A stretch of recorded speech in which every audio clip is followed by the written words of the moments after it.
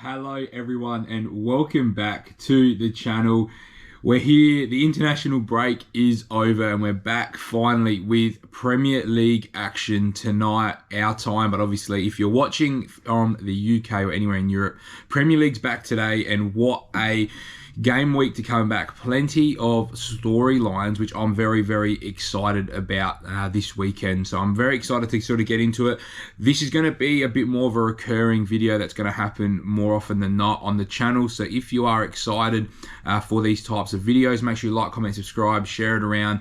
Make sure we can keep the channel growing. We've picked up some subscribers lately, which has been fantastic. The views on the last video was fantastic, and I might add a little card maybe on that side, and we'll see how we go. But obviously if you do want to listen to my thoughts of the grand final video, that's where it will be.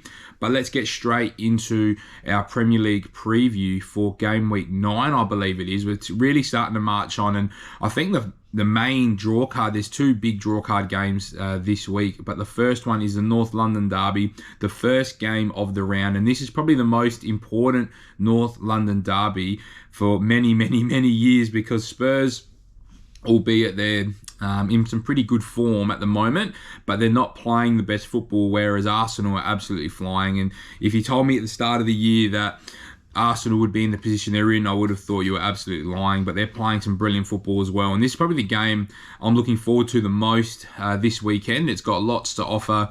Two very contrasting styles. I'm expecting Conte to really set up defensively behind the ball, and that's going to actually play into Spurs' hands. I'm kind of leaning towards Spurs potentially nicking a result here. It's been a long time since Spurs have had a positive result at the Emirates Stadium, or even going back to Highbury days as well. But I just think the way that this game's going to go, Arsenal's going to have plenty of the ball. Last year, I think they won 3-0, I reckon it was. But again, it was under Nuno at the time for Spurs. So a very different Spurs side.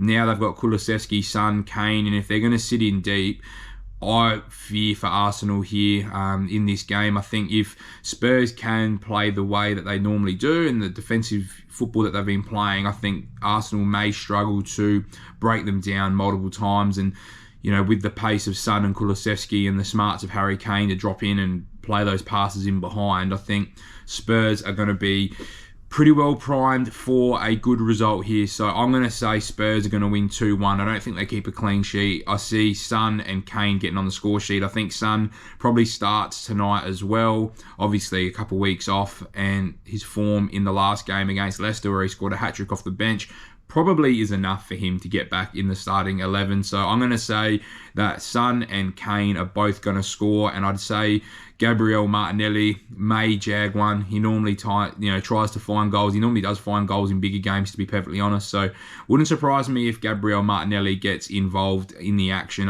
Look, I'm not saying that Arsenal don't have a chance in this game, but I'd say Spurs, this is probably their time to really shine now. They need a good run of games and a good run of results for them. So I'd say Spurs 2-1. But do I see a draw being a possible outcome? Yes, I do. But I'd say Arsenal winning is probably the least likely result of my opinion. But if you disagree with that, let me know in the comments. I know there's a lot of Arsenal fans that watch my content as well, so make sure you voice your opinions down in the comments below. And let's move on to one of the other bigger games that I want to touch on this weekend. And it is a bit of bias here, but it's Liverpool versus Brighton. And I'm not just wanting to touch on Liverpool-Brighton because I am a Liverpool supporter. This has a real interesting dynamic in the game here, tonight for us. But obviously Liverpool we haven't had the best start this season. Very critiqued by the way we're playing at the moment. The pressing hasn't been the same. The midfield obviously has had lots of injuries and lots of change. To be fair, defensively, we've been pretty much the same with sort of Trent, Matip, Verge and Robbo, with a bit of Tsimikas coming in at the moment. But the interesting dynamic here is, have Liverpool had 2 weeks to sort out their issues, but also have Brighton had 2 weeks to figure out what they're doing? Very new Brighton, no longer under Graham Potter. First game, first opportunity to show the world, are they going to still play in that, 3-4-3, 3-5-2? What are the personnel going to be like? Have they responded to the change? So this is why this game is really interesting for me. I think, granted, with all the change that's happened, I'd have to back Liverpool to get a result at home. The Kop's going to be very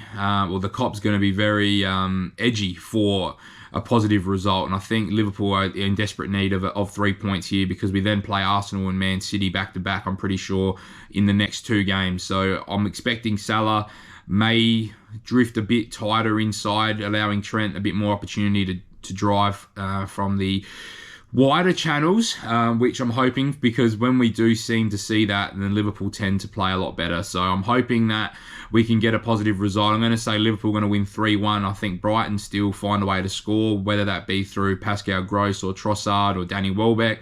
Brighton are a fantastic team. I don't think, if a new manager comes in, I'm not actually sure if they've brought a new manager in. I know Adam Lallana was touted to be a player manager, so I feel if it's Adam Lallana who's taking control, then they're not going to play too differently. Obviously, the philosophy under Potter will probably stay a bit stronger. So I'm expecting that sort of 3-4-3, 3-5-2 shape, and then Brighton to sort of sit in and then look to go on the break, as Liverpool will probably dominate possession at home. So do I see a world where our high line gets exposed again? Yes, that's a very high possibility. I do expect to see that. So I'm expecting goals in this game, though, and I reckon Liverpool should come out on top. I'd say Salah with 1 at least, maybe 2, and then potentially a Firmino or a Nunes to support us, or even Luis Diaz. You know, there's just enough threat at the moment in this Liverpool side, which should support us in getting a positive result. And the last game I want to touch on, obviously we could touch on Chelsea. I believe they're playing Crystal Palace. That's another big London derby. Again, I'm probably going to expect Chelsea to win. Graham Potter, though,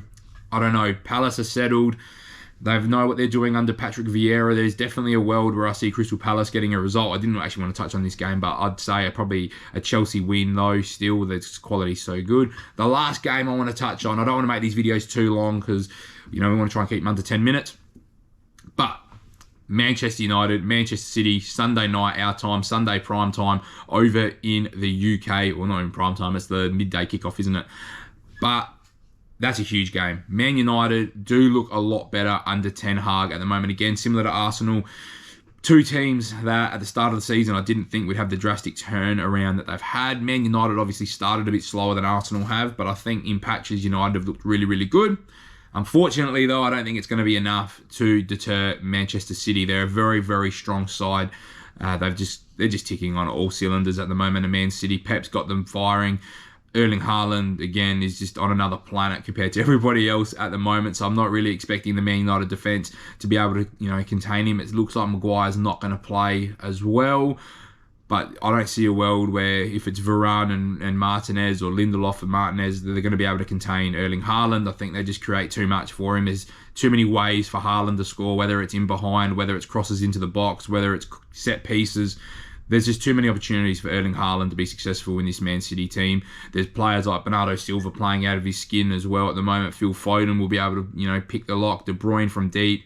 Gundogan if he's fit. There's just so many options. And then you bring in Cancelo, and, you know, even the centre-backs are contributing at the moment too. So I think Man City will probably run away with this one 3-1, where I see Erling Haaland scoring at least 2 goals. So, look, I'm not trying to say this to rile up Man United fans. They're just not at that level. Liverpool's probably not at that level either at the moment. I think Man City are clear favourites at this stage for the title. So, obviously, derbies can produce some different results. I'm expecting that there's going to be some, you know, opportunity for Man United. I think there's been times where they've sort of nicked a 1-0, and there's definitely a world where I can see Rashford and Sancho and those real creative players to be able to unlock, looking at Bruno as well, to be able to unlock the Man City defence. But I wouldn't be playing Bruno, Eriksen, Rashford, Sancho, Martial's. You know, maybe this could be a day for Ronaldo potentially to start and try and just keep that Man City defence accountable. Obviously, if that City defence want to play a high line and you've got Ronaldo, Rashford and Sancho running at you, then that's going to be pretty dangerous. But that's where we're going to leave it today, guys. Make sure you get your views in the comments. I want to hear what your predictions are. I've gone with a Spurs 2-1 win. I've gone with a Liverpool 3-1 win. And I've gone with a Man City 3-1 win as well. So we'll review my results. But if you've enjoyed this video, make sure you like, comment, subscribe, share it around. And we'll see you back very soon for another Premier League review of this week.